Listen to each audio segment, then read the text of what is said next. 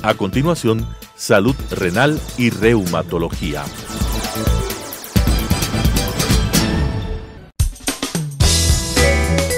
Clasificación A. Apto para todo público.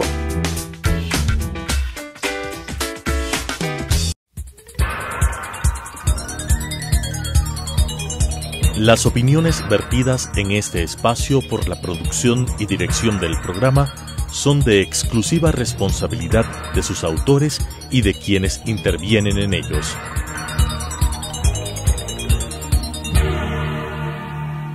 Telesucesos Canal 29 UHF presenta Salud Renal y Reumatología. Tratamiento integral preventivo y curativo de enfermedades renales y reumatológicas con la conducción de las doctoras Belia Meléndez y Cristina López. Salud renal y reumatología. Buenos días, gracias por acompañarnos nuevamente en nuestro programa Salud Renal y Reumatológica. En esta ocasión vamos a hablar sobre el síndrome antifosfolipídico, que se considera una enfermedad rara y poco conocida. Como las enfermedades que hemos visto en programas anteriores, también se trata de una enfermedad de tipo sistémico, crónico y autoinmune. Básicamente, el síndrome antifosfolipídico es una enfermedad que va a afectar a varios elementos de la sangre, como por ejemplo las plaquetas, y cuya tendencia anormal es formar trombos, que son coágulos que tapan la luz de las paredes de las arterias y de las venas, evitando que de esta manera llegue el riego sanguíneo y también la oxigenación a ciertos órganos. Los órganos que más se afectan son pulmones, riñón y cerebro. El sitio de la localización y el tamaño del trombo va a determinar la gravedad de la patología. Pero bueno, cuéntanos, ¿por qué se forman los coágulos? Bueno, estos coágulos se deben son consecuencia de la presencia de proteínas anormales en el torrente circulatorio, que son denominados autoanticuerpos antifosfolipídicos, que se forman en los propios tejidos de la persona o del paciente. Estos autoanticuerpos básicamente afectan el proceso normal de la coagulación sanguínea y producen que dan tendencia a la formación de trombos o coágulos. Estos coágulos, como tú ya lo explicaste, pueden formarse en cualquier lugar de la circulación y por lo tanto pueden afectar a cualquier lugar del organismo. Pero ¿quiénes son más susceptibles a padecer esta enfermedad?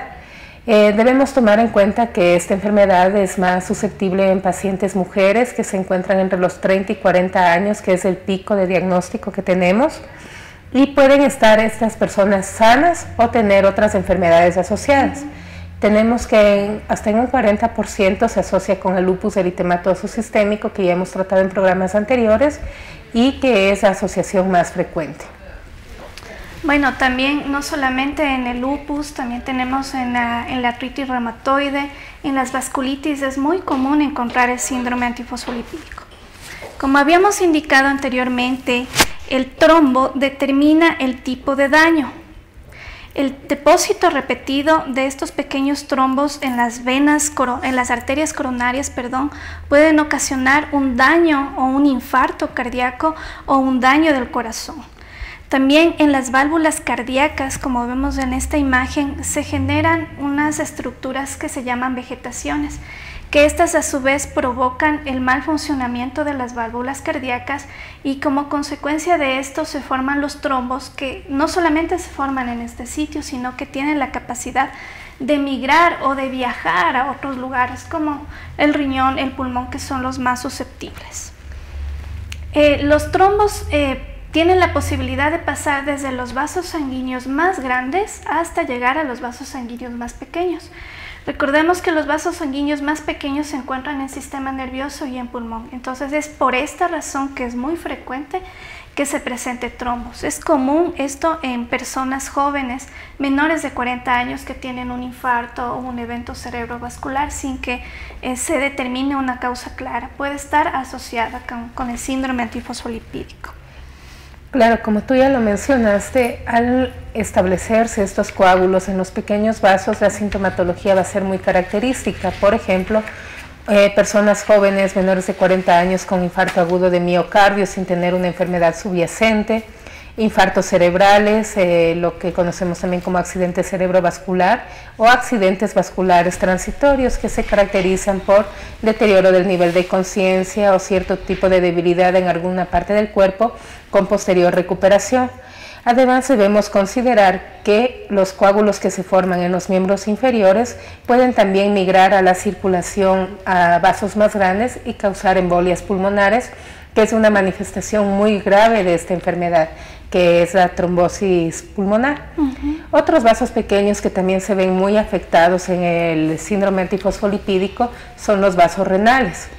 Y por eso es una causa frecuente de enfermedad renal. Casi todos los pacientes que tienen síndrome antifosfolipídico llegan a desarrollar algún tipo de afectación a nivel de los riñones y se logra detectar por anomalías en las características de la orina, en lo que nosotros llamamos el sedimento urinario, como el aparecimiento de proteínas o sangre que necesariamente toca investigar y muchas veces biopsiar, además de completar con las pruebas diagnósticas y correlacionar con la sintomatología del paciente.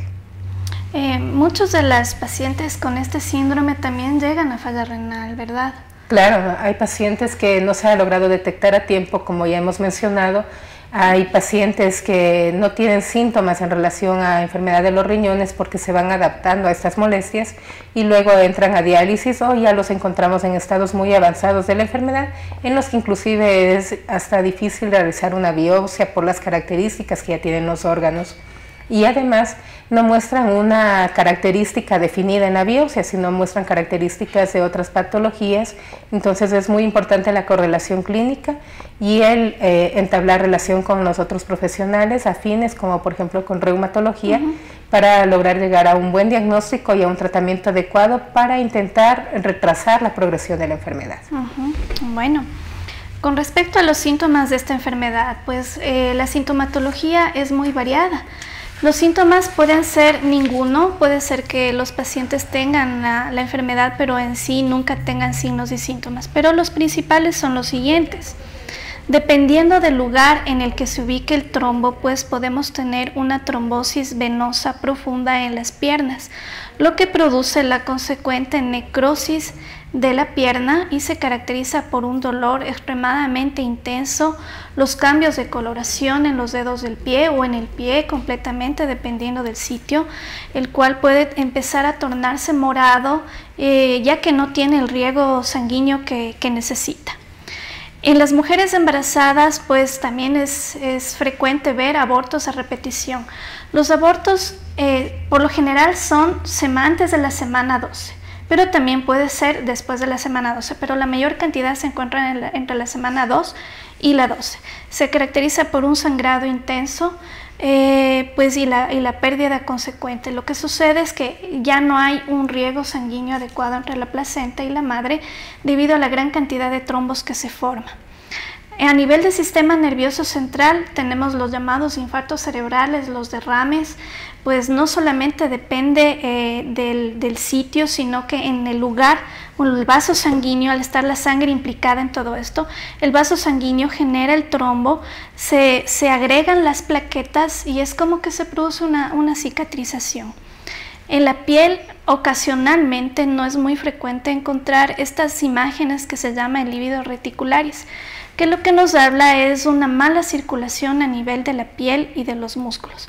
Hay que tomar en cuenta que cuando se ve este signo nos traduce o nos puede hacer pensar que a nivel del sistema nervioso central o de ojo también está sucediendo lo mismo. Es por eso que es muy importante hacer un diagnóstico rápido para poder dar un tratamiento. Las complicaciones en este síndrome son frecuentes, como tú ya habías dicho, la falla renal.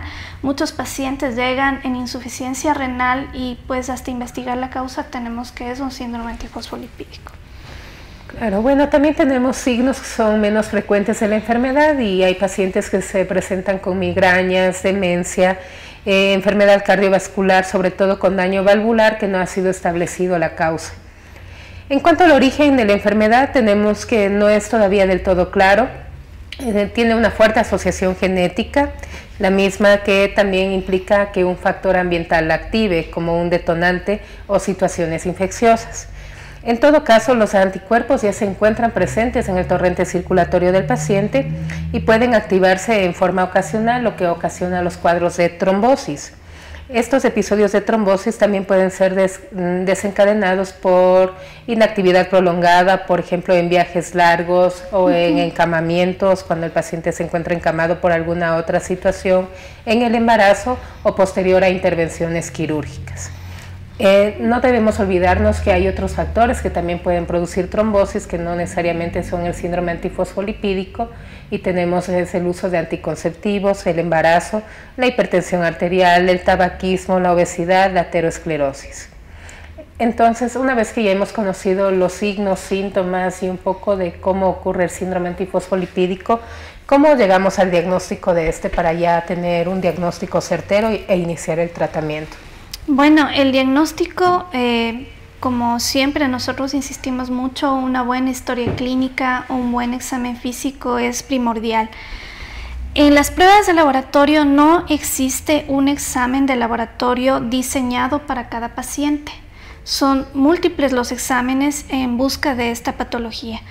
Los que se hace es la búsqueda de anticuerpos antifosfolípidos, anticardiolipinas, anticoagulante lúpico, beta-2 microglobulina en sangre, ¿no? El hecho de que un examen esté positivo no significa que esta persona tenga la enfermedad. La valoración inicial se hace al día 0. Los exámenes se vuelven a repetir máximo en 12 semanas. Hay ciertas infecciones como Epstein-Barr, el herpes, hepatitis, citomegalovirus, que pueden producir que estos exámenes sean falsamente positivos. Aquí también viene un poco de terminología médica en el sentido de un falso positivo para VDRL. Muchas de las pacientes, pacientes mujeres, que es lo más frecuente, pueden tener positividad a VDRL, pero no significa que tengan sífilis, sino que pues reaccionan de manera normal a los fosfolípidos, que son unas pequeñas estructuras que se encuentran en la célula. Entonces la prueba lo que hace es reaccionar a ellas y muestra como un VDRL. Entonces ahí se hace otra prueba para realmente buscar si es que existe la patología. Bueno, es importante mencionar aquí que estos exámenes no se realizan en forma rutinaria. Realmente estos exámenes se realizan una vez que el paciente ya ha presentado un episodio de trombosis o algún episodio de coágulos, por ejemplo, un infarto cerebral, un infarto agudo de miocardio en una edad que no es la acostumbrada en ver por la epidemiología, o antecedente de abortos a repetición, porque son exámenes especiales y que no son de rutina. Es importante, una vez que hemos llegado al diagnóstico, establecer el tratamiento. Debido a que, como hemos mencionado, lo que se forma son coágulos en forma anormal, lo que produce varias complicaciones en los órganos, obviamente el tratamiento indicado es fluidificar la sangre. El fluidificar la sangre, nosotros lo realizamos con medicación anticoagulante que tiene que estar obviamente controlada por un médico especialista, ya que al nosotros estar prolongando el tiempo de coagulación puede haber sangrados no deseados o por alguna pequeña herida producirse un sangrado mayor del esperado. Esto no quiere decir que el paciente va a sangrar de forma indefinida, sino que va a tardar un poquito más de pronto en parar el sangrado, pero debe estar siempre bajo chequeo médico. Otra medicación importante son los antiagregantes plaquetarios. Las plaquetas son células de la sangre que acuden ante una herida, forman unos pequeños trombos para la coagulación, pero que en el síndrome antifosfolipídico, obviamente por esta mayor facilidad de realizar coágulos, se encuentran anormalmente activadas. Entonces los antiplaquetarios nos van a ayudar a que la sangre se encuentre más fluidificada y que las plaquetas no se agreguen entre sí para formar más coágulos. ¿Qué otro tratamiento podemos utilizar en estos pacientes? Bueno, vamos a topar algo del embarazo. El embarazo es una situación especial y que este síndrome se activa fácilmente durante esta etapa. El tratamiento durante esta etapa es muy seguro, pero la paciente tiene que estar muy consciente que aparte de los controles que se realice con el ginecólogo, también tiene que realizarlo con el reumatólogo, al menos una vez al mes. Durante este tiempo se harán pruebas de laboratorio muy especiales para ver cómo está. Medir la presión arterial es importante porque durante el embarazo este síndrome lo que hace es subir la presión arterial produciendo lo que se llama preeclampsia. La preeclampsia puede ocasionar la muerte del niño, la muerte de la madre, y sí necesita un manejo mucho más especializado y mucho más de cerca. Los medicamentos que se dan, como tú dijiste, los antiagregantes, lo que evitan es que se formen los trombos en la placenta de tal manera que el producto no se pierda. La mujer tiene que estar muy segura de que estos medicamentos que damos durante esta etapa son seguros. Hay algunos que se dan vía oral y cuando es necesario, cuando ya tenemos antecedente de 2, 3 abortos anteriores, sí es necesario dar heparina que se aplica subcutáneamente cada día durante todo el embarazo, y este tratamiento tiene que prolongarse hasta siquiera unos 3 meses después del embarazo y volver a valorar. Ahora, pensar que el niño va a salir con alguna de estas patologías, pues no sabemos. Como todo en medicina es un poco impreciso, no podemos asegurar ni negar que pueda el niño presentar esta patología. Bueno, es importante aquí también mencionar, ya que mencionaste la preeclampsia como un episodio de riesgo durante el embarazo, que posterior al embarazo también es indispensable el control, ya sea con el médico cardiólogo o con el médico nefrólogo, para el control posterior de la presión arterial, ya que si bien es cierto que muchas pacientes regresan a las cifras normales de presión posterior a que ha nacido el bebito, muchas quedan con unas hipertensiones que no son muy manifiestas y obviamente no causan sintomatología, y que en 5 o 10 años ya han producido un daño severo de los riñones, que a esto se suma también la patología de base, que es el síndrome antifosfolipídico, y es una causa de entrada a diálisis en mujeres jóvenes, ¿no? Tenemos varios pacientes que no se ha determinado la causa y que al investigar ya más profundamente se logra entender un antecedente de preeclampsia o de eclampsia, o un diagnóstico de síndrome antifosfolipídico que no tuvo controles posteriores. Entonces siempre es indispensable el manejo también posterior al embarazo, sobre todo de las cifras tensionales. Bueno, y durante el embarazo, bueno, ya tenemos un síndrome antifosfolipídico presente y la paciente hace una hipertensión. ¿Esta hipertensión es tratable? Claro, la hipertensión durante el embarazo es tratable y es más, debe ser tratada. Si bien es cierto que no debemos llevarles a cifras muy bajas de 120/70, 120/80, porque hay mayor riesgo de que se muera el feto, de un óbito fetal, podemos mantenerle la presión sobre 130/80 sin que supere el 140/90, que son ya valores más críticos y que nos dan un mal pronóstico. Y si hay medicación indicada exactamente para el embarazo, para controlar la presión.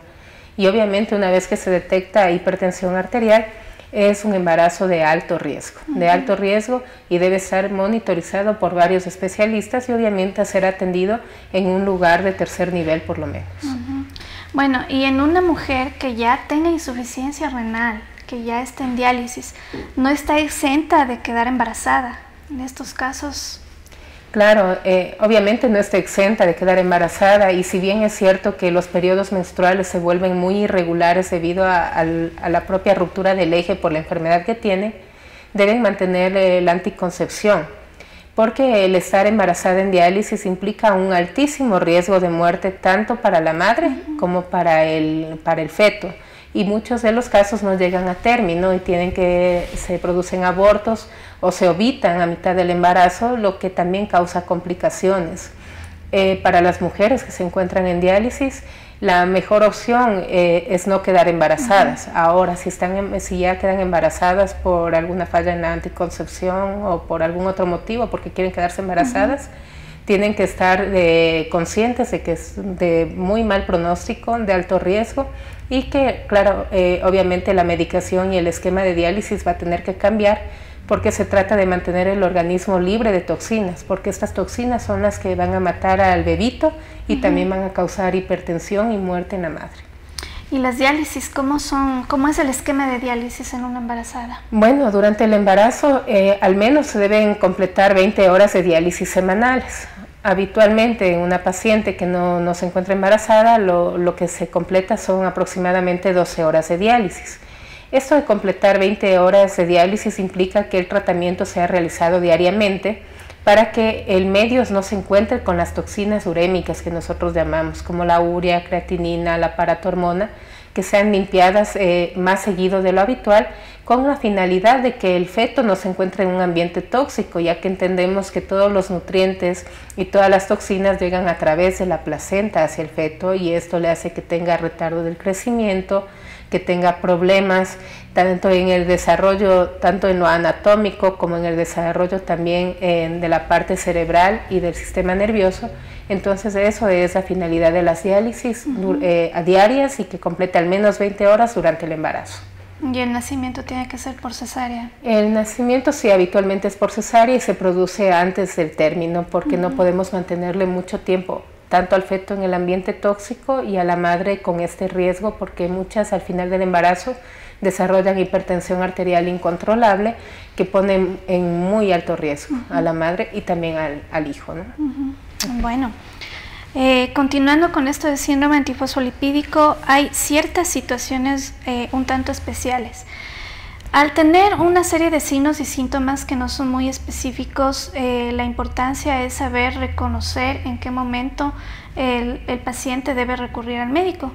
Tiene que recurrir al médico cuando tenga el dolor de una pierna o ambas piernas, el cambio de coloración. Una vez que llega donde el médico, pues le hará su diagnóstico y pues también le hará sus recomendaciones. Dentro de las recomendaciones estará el evitar el tabaco. Si es que es hipertenso, dar tratamiento para hipertensión. La obesidad, pues tiene que bajar de peso. Es imperante que en un paciente con síndrome antifosfolipídico esté con un peso normal, un peso adecuado. Hay otras situaciones en la cual ya se considera una urgencia. Por ejemplo, si está embarazada y empieza con un sangrado anormal, y si es que ya tiene antecedentes de pérdidas de embarazo, también es importantísimo que acuda al médico. Hay dificultad y dolor intenso al respirar. Ya se ha detectado una trombosis venosa, pues el riesgo de que los trombos se hagan más pequeños, migren por todo el sistema circulatorio y lleguen a órganos nobles como corazón, pulmón y riñones, es potencial.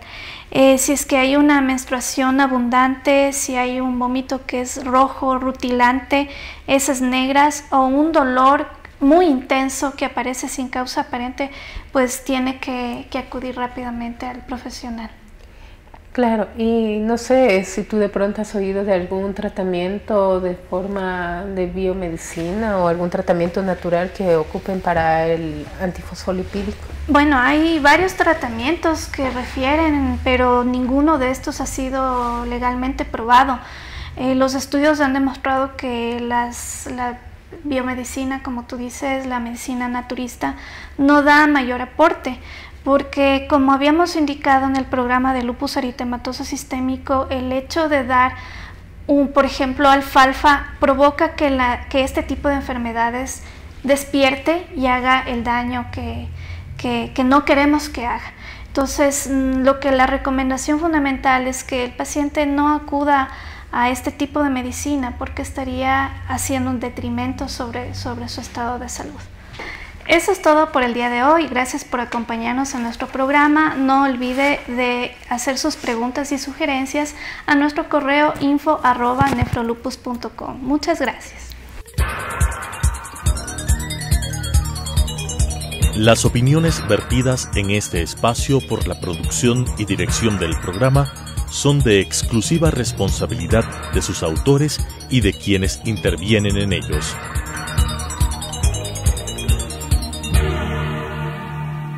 Telesucesos Canal 29 UHF presentó Salud Renal y Reumatología.